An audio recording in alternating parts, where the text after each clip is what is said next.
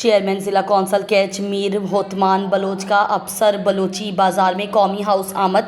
Union council अलंदौर के chairman Nadeem शम्बेज़ई, तर्जुमान ज़िला council catch Khalil अल उल्फत उनके हमरा थे।